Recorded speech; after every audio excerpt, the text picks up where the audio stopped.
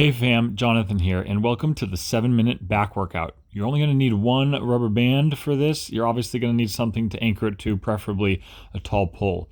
Let's look at the workout. It's 7 minutes nonstop, 1 minute each. We got reverse flies, right arm split row, left arm split row, a high pull, a regular row, prone lat pull, and an isometric W Cobra. These exercises are in this order for a reason, so don't mix them up, guys. Just do it exactly how I have it here. First exercise is that reverse fly. We're going to step forward, get an appropriate distance so you feel some tension in the band, feet squared away, and then it's just pulling back in that reverse fly. The shoulder blades lead the action. Now your arms are going to stay relatively rigid, although we want to keep the elbows with a slight bend, but we don't want to be moving the elbows really here. Almost like your arms are just carved out of wood, and it's the shoulder blades clamping back that's going to pull those arms back. Every time you do this, as with pretty much every exercise on this back workout, we're going to want to feel almost like we're trying to stretch the chest open. The stretching of the chest open, moving out from that sternum, is what's going to make you feel that nice engagement of the upper middle back muscles. And that's obviously what we want here on our back workout. So let's keep feeling that. Make sure you're keeping your tailbone down. You're not leaning into the weight. And let's just keep that going for just a little bit longer, feeling that upper back do its job.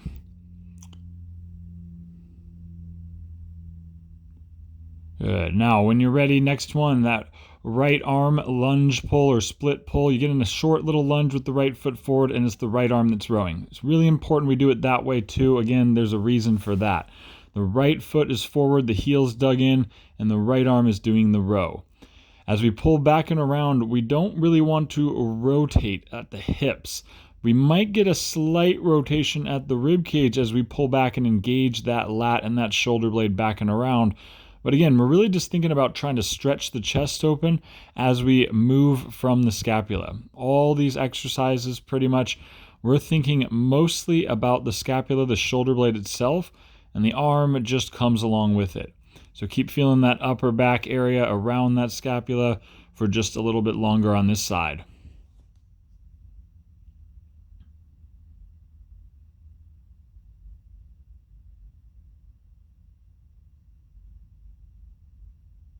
Good. Let's go ahead and switch sides. Left foot forward, and we're rowing right away with that left arm. Now we want to, again, keep this workout going. We do not want to stop. The timer has been set. We are going 1 minute each. And the whole point, the way this is going to be effective, is that we're continuously keeping that tension in those upper back muscles. We're not giving them a break here. And that's how we're going to get a good workout in just 7 minutes. So focus on this left side just like you did on the right. I'm rowing back and around. I'm trying to feel the upper part of the upper arm bone called the humerus rolling back so that as I pull that shoulder blade back, I'm also feeling the whole upper arm bone gently a little bit wrap around the back as well. Really always just looking for that stretch of the chest and feeling that nice engagement in all those muscles around the shoulder blade, lats, rhomboids, all that good stuff. Just going to keep this one going for a moment. Couple more here. All right. Now when you're ready, from there we're going to go into a high pull, which is basically a high row.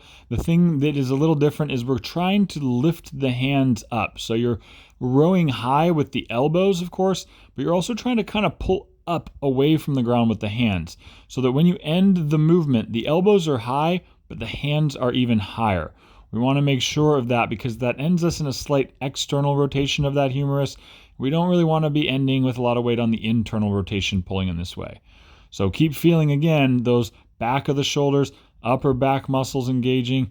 Keep getting that high row, but that little bit of high pull from the hands. We have just a few more of these here. Again, concentrate on keeping your spine straight, core engaged as you do these things.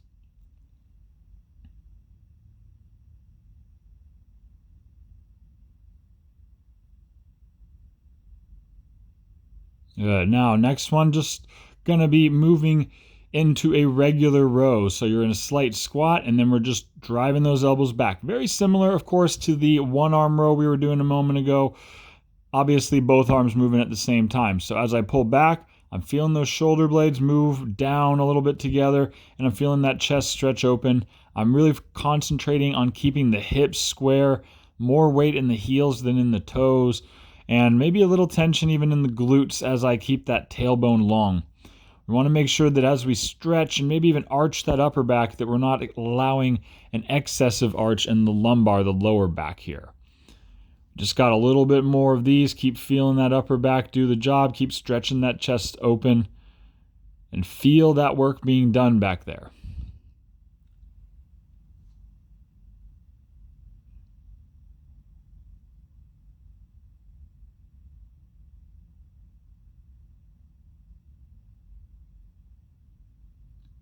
Beautiful. Now, when you're ready, we're going to lie down on the belly. Get that rubber band down low on whatever you have it anchored on.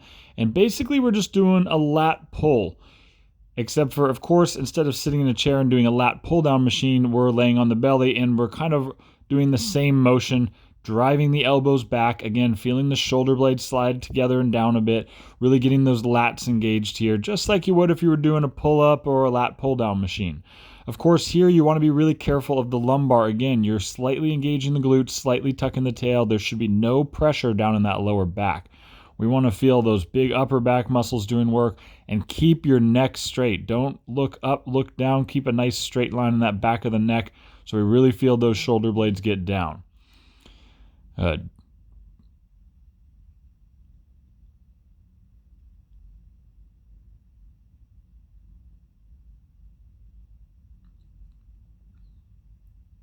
And then letting go of the band, we're going to stay in that same position, and now we're going to hold an isometric W Cobra. The W is being made by your arms, kind of similar to the high pull in some ways, but we're kind of mixing all these things together. So we're keeping the elbows down like we're still doing the lat pull, but we're rotating the hands up away from the ground like the high pull. We're still just, again, trying to get as much tension, as much work as we can all around those shoulder blades, all those big upper back muscles, while making sure that we're gently drawing in the abs, engaging the glutes, and keeping the lower back out of the picture. Again, nice, long, straight neck here. We are not looking forward. We are looking down, keeping all of the spine in a long line, feeling those shoulder blades, that whole area pull back and burn a little bit. We are almost there. Just got to hang in there a little bit more, but concentrate on what you're feeling. Keep that engagement. Keep that strength in that upper back. Let's give it one more big squeeze and then go ahead and relax that. All right, thanks for doing it with me, guys. That was your 7-minute back workout. I appreciate you all watching this.